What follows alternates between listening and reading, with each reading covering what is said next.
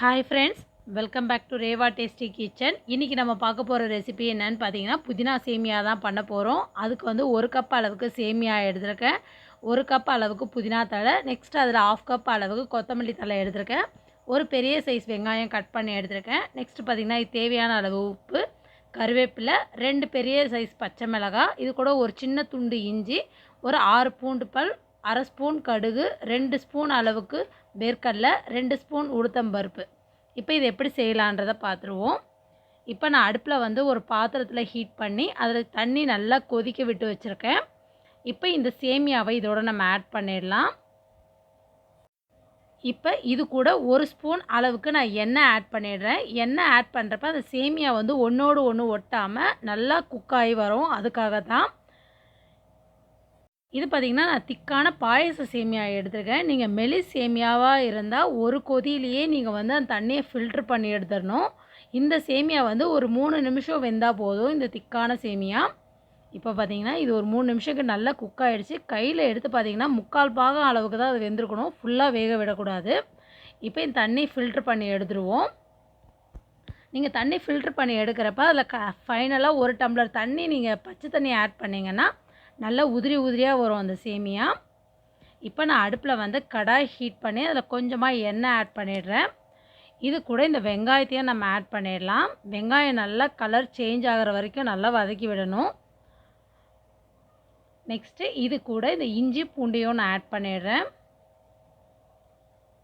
ரொம்ப டிஃப்ரெண்ட்டான ரெசிபி. நம்ம நார்மலாக சேமியா உப்புமா தான் செஞ்சு சாப்பிடுவோம். இந்த உப்புமாவில் வந்து புதினா, இஞ்சி, பூண்டு இதெல்லாம் சேர்க்குறப்ப அதோட மசாலா அரோமாவோட ரொம்ப டேஸ்ட்டாக இருக்கும். நெக்ஸ்ட்டு இது கூட நான் 2 பச்சை மிளகாய் ஆட் பண்ணிடுறேன். இது பெரிய பச்சை மிளகானால நான் 2 ஆட் பண்ணுறேன். உங்களுக்கு காரம் அதிகமாக வேணும்னா நீங்கள் இன்னும் கூட ஆட் பண்ணிக்கலாம். இது மைல்டாக தான் இருக்கும் இந்த காரம். பொதுவாக பச்சை மிளகாய் பார்த்தீங்கன்னா அப்படியே ஸ்ட்ரைட்டாக ஆட் பண்ணிடாதீங்க, அப்படியே அது வெடிச்சிடும். கீரி போடுங்க, இல்லைனா இது மாதிரி பச்சை மிளகாவை கிள்ளி போடுங்க எந்த ஒரு ரெசிபி செய்கிறப்பையும்.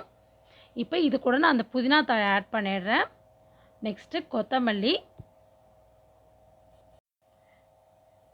இப்போ இதை நல்லா மிக்ஸ் பண்ணி விடலாம். இது நல்லா கலர் சேஞ்ச் ஆகிற வரைக்கும் மிக்ஸ் பண்ணி விடலாம்.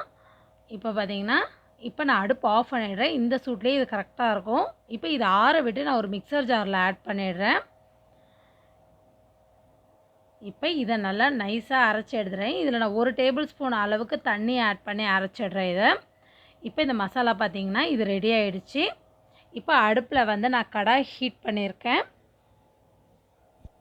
எண்ணெய் நல்லா ஹீட் ஆகிவிட்டு இது கூட கடுகு, உளுத்தம்பருப்பு, வேர்க்கடலை ஆட் பண்ணிடலாம். நம்ம சேனலை ஃபஸ்ட் டைம் பார்க்குற வியூவர்ஸாக இருந்தால் நம்ம சேனலை மறக்காமல் சப்ஸ்கிரைப் பண்ணிக்கோங்க. அது பக்கத்தில் இருக்க பெல் ஐக்கானை கிளிக் பண்ணிங்கன்னா ஆல்ன்ற ஆப்ஷன் வரும். அதை கிளிக் பண்ணிங்கன்னா நான் தினம் போடுற வீடியோஸ்லாம் உங்களுக்கு நோட்டிஃபிகேஷனோடு வரும். இதை பார்த்திங்கன்னா மீடியம் ஃப்ளேம்லேயே வச்சு நல்லா வறுத்து விட்டுக்கோங்க. அப்போ தான் அந்த பருப்புலாம் உள்ள வரைக்கும் வறுபடும். இந்த ரெசிபியோடு பார்த்திங்கன்னா நல்ல காரசாரமான தேங்காய் சட்னியோடு சர்வ் பண்ணிங்கன்னா ரொம்ப சூப்பராக இருக்கும். மார்னிங் பிரேக்ஃபாஸ்ட்டுக்கு இது ரொம்ப சூப்பராக இருக்கும். இப்போ இது கூட நான் கருவேப்பிலையும் நான் ஆட் பண்ணிடுறேன். நெக்ஸ்ட்டு நம்ம அரைச்சி வச்சுருக்கோம் பார்த்திங்களா, அந்த மசாலாவை இதோட ஆட் பண்ணிட வேண்டியதுதான். அதில் கொஞ்சமாக நம்ம தண்ணி விட்டு அரைச்சதுனால அந்த ஈரத்தன்மை போகிற வரைக்கும் நல்லா மீடியம் ஃப்ளேம்லேயே வச்சு நல்லா கைவிடாமல் மிக்ஸ் பண்ணி விட்டுகிட்டே இருங்க.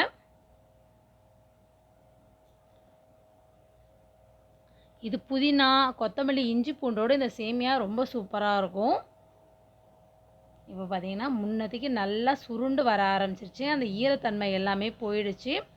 இப்போ நம்ம ரெடி பண்ணி வச்சுருக்கோம் பார்த்திங்களா, அந்த சேமியாவை இதோட ஆட் பண்ணிட வேண்டியது தான்.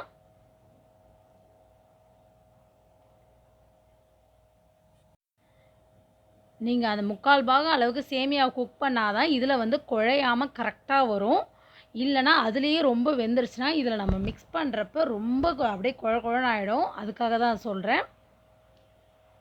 இப்போ இது மீடியம் ஃப்ளேம்லேயே வச்சு நல்லா மிக்ஸ் பண்ணி விடலாம். அந்த ஈரத்தன்மை போகணும். ஏன்னா நம்ம அந்த புதினாவில் வேறு கொஞ்சம் இருக்கும், இந்த சேமியாவில் வேறு அந்த ஈரத்தன்மை கொஞ்சம் இருக்கும். அதனால் கைவிடாமல் ஒரு 2 நிமிஷம் போல் நல்லா மிக்ஸ் பண்ணி விடலாம். இப்போ இதுக்கு தேவையான அளவுக்கு உப்பு ஆட் பண்ணி இன்னும் ஒரு 2 செகண்ட் போல் இது மிக்ஸ் பண்ணி விட்டுட்டு அடுப்பை ஆஃப் பண்ணிடுறேன். பார்த்திங்கன்னா அழகாக நல்லா உதிரி உதிரியாக வந்திருக்கு பாருங்கள். இது ரெடி ஆகிடுச்சு. இப்போ நான் இதை ஒரு பிளேட்டில் சர்வ் பண்ணி காமிக்கிறேன் பாருங்கள். அவ்வளோதான், ரெடி ஆகிடுச்சு புதினா சேமியா. கண்டிப்பாக வீட்டில் எல்லோரும் ட்ரை பண்ணி பாருங்கள். இந்த வீடியோ உங்களுக்கு பிடிச்சிருந்ததுனா லைக் பண்ணுங்கள், ஷேர் பண்ணுங்கள், கமெண்ட் பண்ணுங்கள். மறக்காமல் நம்ம சேனலை சப்ஸ்கிரைப் பண்ணிக்கோங்க. தேங்க்யூ.